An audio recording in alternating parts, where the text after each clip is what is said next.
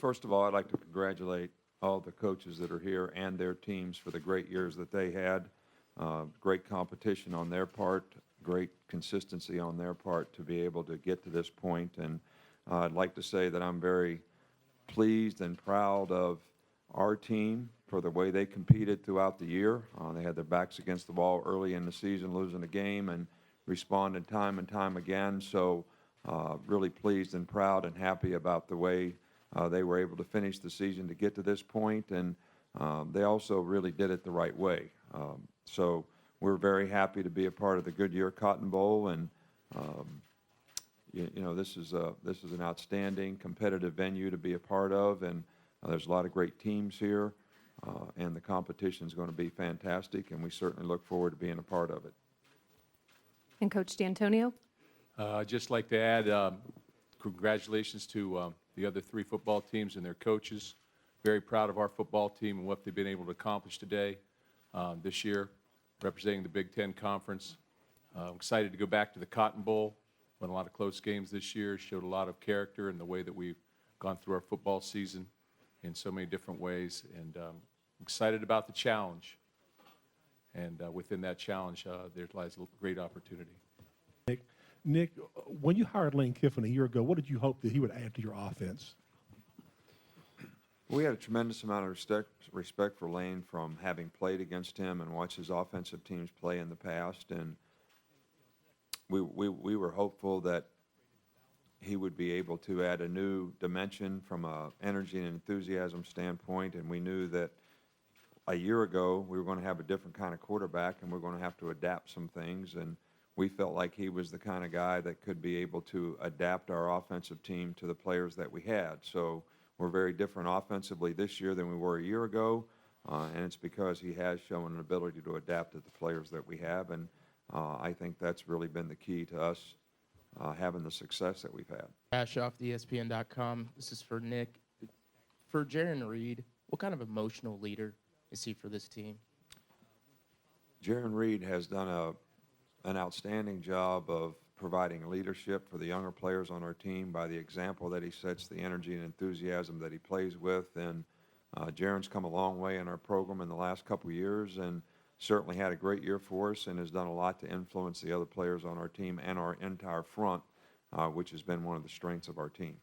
Coach, since you left Michigan State, it has been rehashed often and as recently as a couple weeks ago that you said when you left Michigan State, you left in part because no matter what you did, Michigan was always going to be number one, if not Michigan and Notre Dame or Ohio State. I realize it was a long time ago, but can you clear up once and for all whether you said anything like that upon leaving Michigan State, whether you felt that way, and with the perspective that you have now from the outside looking in, where do you think Michigan State matches up with those programs? Well, first of all, I don't recall making any kind of a statement like that.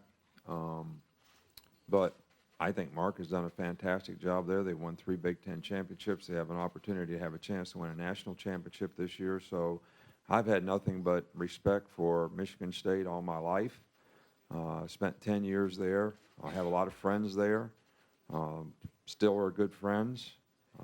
Almost feel like in some ways it's a part of my home for the time that we spent there and the relationships that we're able to build. And I have nothing but positive things to say about Michigan State and the great program that they have now and the accomplishments that they have. Coach Saban? Well, the first thing I asked our players after the game was, how are you going to respond to a loss? You know, it's a real true test of your character, not only as a competitor and a football player, but also as a man, as to how you respond when things don't go well for you. And the players responded extremely well, and we didn't do anything different in the next practice, but I do think the players were had much more intensity, were much more interested in what they could do to try to improve and get better. And that's probably one of the things that helped us finish the season the way we did. Well, we've always talked a lot about how you handle success and how you handle failure, so it was a message that was sent. This was about an opportunity to grow as well. Young people are resilient in so many different ways, and I think the coaches handled the loss a little worse probably than the players did, but it was about getting back on our feet. We knew we controlled our own situation by who we were playing in the near future at that point in time. So we just sort of made a statement and continued on, and I think that after you do have a loss or after something bad happens to you, it's how you respond to that sort of defines people. So we talk a lot about that and tried to make that happen. You remember at all just what put Mark on your radar leading up to when you hired him as an assistant, and what are some of the memories you have of just his development as a coach while working on that staff? I remember Mark when he played at Zanesville High School, and I was a coach that recruited that area, and he went to South Carolina. And, you know, I think sometimes when you meet people, like I've known Bobby's family ever since I was 25 years old, recruiting Youngstown.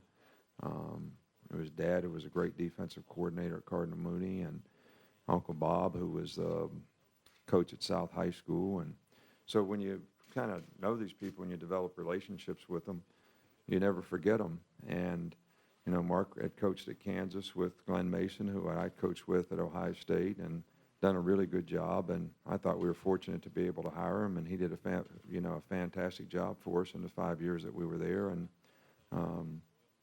I always thought he'd do great if he ever got an opportunity to be a head coach, and he's certainly done a lot better job at Michigan State than I ever could do. So he's done really well. Proud of him. In terms of coming out of the game on Saturday, where a lot of the rhetoric was staying in the moment, not letting it get too big, and trying to not repeat the same mistakes as last year during this time, do you feel like that's more on the players, or did you feel like you needed to address that more and more with the team? Well, I think everyone in the organization would say that they didn't think they did as good a job as we needed to do, because we didn't feel like we played great against a really, really good Ohio State team who eventually won the national championship. And I think it was our first time to go to a bowl game that was really a playoff game. So maybe that experience will now help us a little bit in the future, be able to do a little better job, you know, with our players. It's really my responsibility and all of us in the organization who affect the players to try to get them to play as well as they can play in a game. And I think if you don't feel that your team plays great, you always feel like you need to do a better job as a coach, and that's certainly how we felt last year after this game. Coach, how does bowl preparation, bowl practice change at all, if any, since you're talking about if you win the Cotton Bowl, there's still another game yet to play? Yeah, it's a little bit new ground for us in terms of that situation. So we're going to prepare for this like we've done for every bowl game, and then if we're fortunate enough to go beyond that, then we'll work on that week. But I don't think there's any question that it's a little bit different, and we've just like a lot of these football teams, we've tried to raise our level of play throughout the years and go beyond where we were. So we're fortunate to have this opportunity. So it's very important that we play our best, because our best will be needed here in this situation.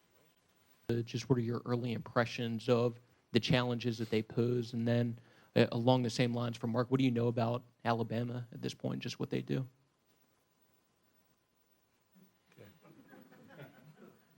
Good assistant.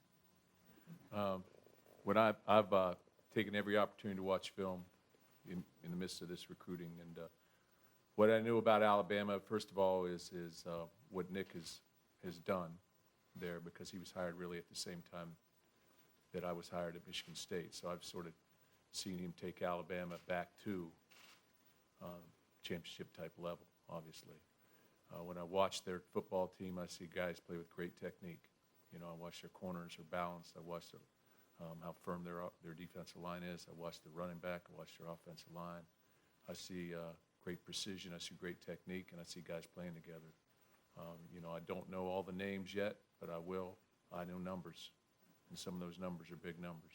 But with that being said, you know, we got guys too, and our football team knows how to win. Right now, that's what we've been able to do. We've won a lot of football games, so quite sure that we'll come to play.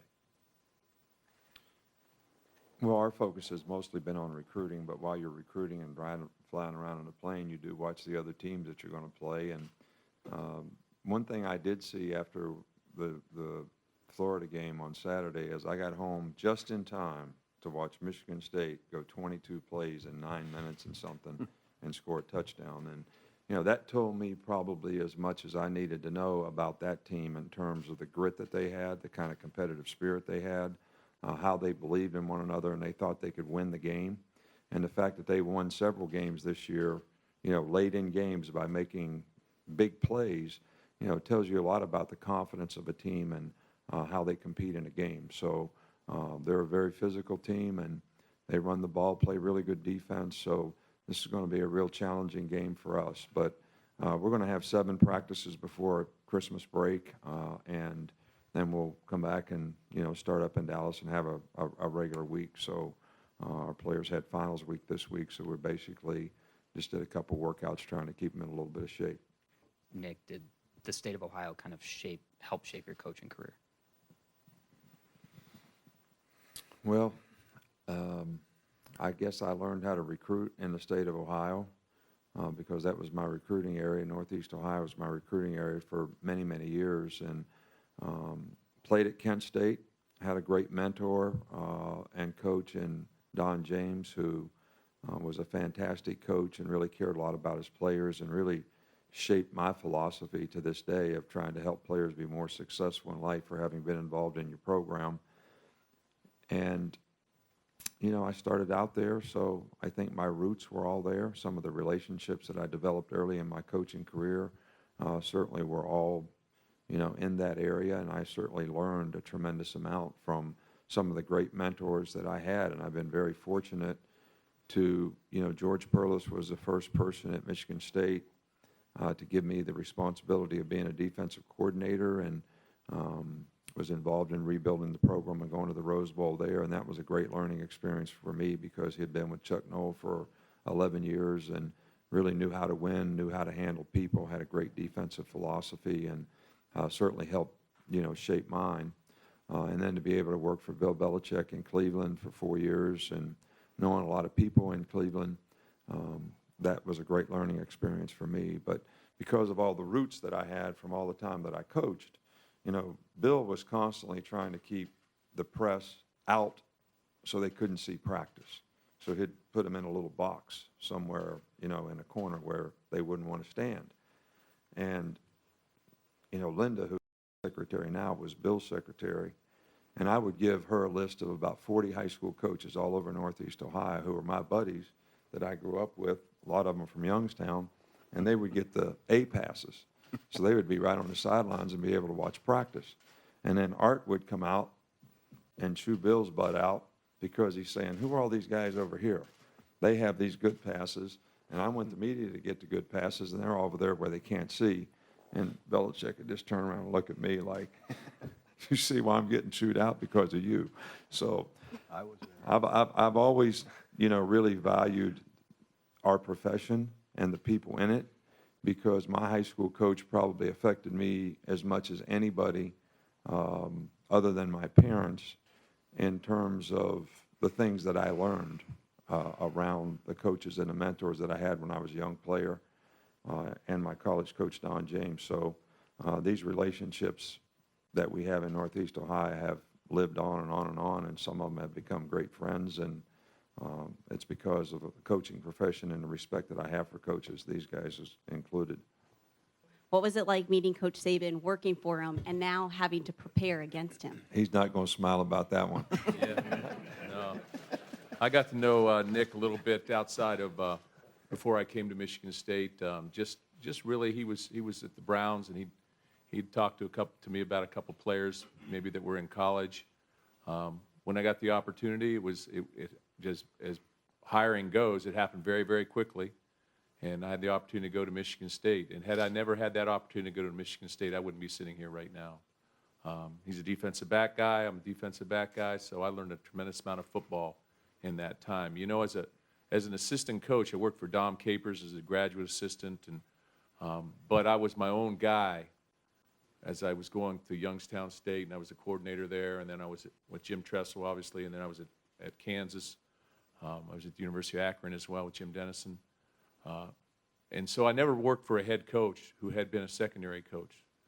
So when I did come to Michigan State, I had the opportunity to work with a guy who had been in the NFL and had obviously a lot of success as a coordinator in the NFL. And so my knowledge in the secondary grew greatly in those 5 years.